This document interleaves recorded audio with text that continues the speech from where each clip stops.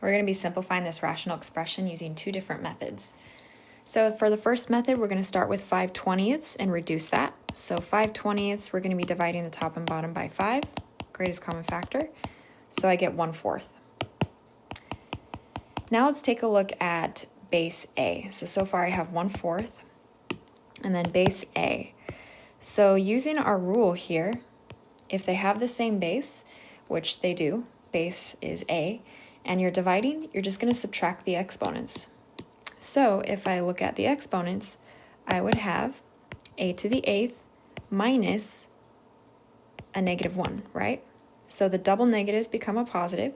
So this is a to the 9th, add the opposite. So because the 9 is positive, that's going to go in the numerator position. And then lastly, let's take a look at base B. So again, they have the same base. We're going to apply the same rule. So we take the exponents and subtract. So -2 minus 7, that gives us -9. So because we have a negative exponent, we do have to continue to simplify this because our expression cannot have negative exponents. So how do you simplify an b to the -9? Remember, to simplify a negative exponent, you ignore the negative and figure out what the positive exponent would be. So it's just b to the 9th. And then you take that and find the reciprocal of that. So if I make b to the 9th a fraction, it would be b to the 9th over 1. And if I find the reciprocal, I'm going to interchange the numerator and denominator, so it becomes 1 over b to the 9th. In other words, if you have a negative exponent, you bring it to the denominator. So this would be my final simplified answer.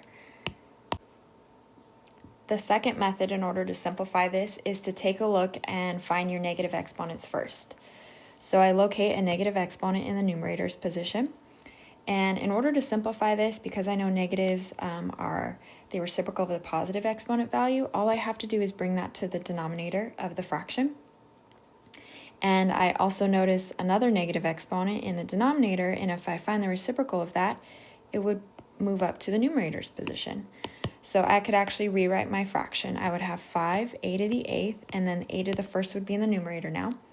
And then I have 20 b to the 7th, and then b squared moved down to the denominator. So essentially when they switch positions, either up to the numerator or down to the denominator, the exponent becomes positive now. So now we're going to simplify like we did. We're going to start with 5/20ths. We know that reduces as 1/4. Now taking a look at base A, in my numerator, I have a to the 8th times a to the 1st. So the rule, if you have multiplication, x to the a times x to the b, the rule is you add the exponents. So it's x to the a plus b. So if I take 8 and add 9, if I take 8 and add 1 to that, I would get a to the 9th. So my numerator is a to the 9th. And then my denominator, same rule, they have the same base b, and I'm multiplying, so I add the exponents, so 7 plus 2 would give me an answer of 9. So you'll notice that we get the exact same answer using either method.